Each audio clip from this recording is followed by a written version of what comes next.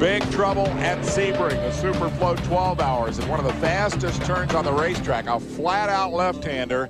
We have a car that has obviously hit the tire wall a ton and is stopped in the middle of the road, and I got to think that that light shining out of the middle of the tires might be the headlight on another car. Big hit. We're told now that the number 30 Ferrari is involved in this in some way, and we'll document it. Well, that's exactly how it's involved right there. It's all smashed into the tire wall. That conceivably, depending on the angle of the cameras, could be where that headlight was shining from. This car, which led, was a lap down. We'll go on board with the 30 and see if we can figure out what happened here. This is the crew waiting for word. This is the driver. Ooh.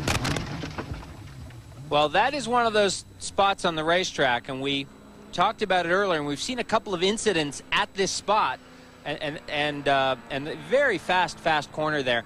And you can see the closing rate on the GTS 3 car there, and he just threw it in there hoping that the GTS 3 car, this car sitting on the racetrack here, was going to let him through, and obviously it didn't.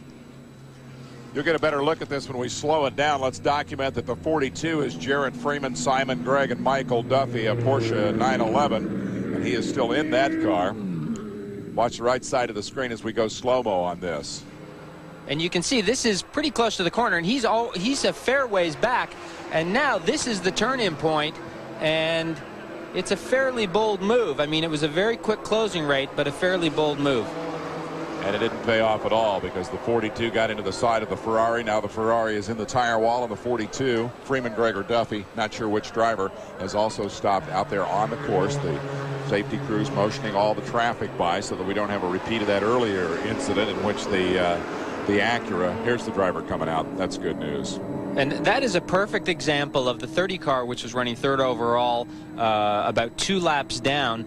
You know, the driver is running hard, trying to get those positions back, trying to get back on the lead lap, and those are the kinds of chances you have to take. Sometimes they work, sometimes they don't. And, you know, that was clearly a risk that he took there to throw that car in there and try and pass that slower car, and it clearly was not the right move.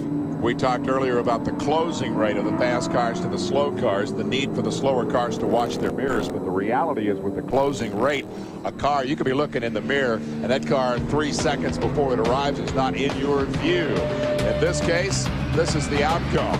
We'll take a break and come back with more. Another Ferrari is toast.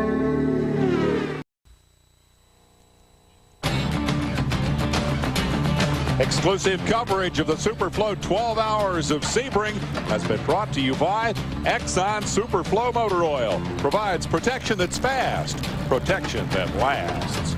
And by Virgin Interactive. Get the ultimate in driving games from official sports car GT sponsor, Virgin Interactive.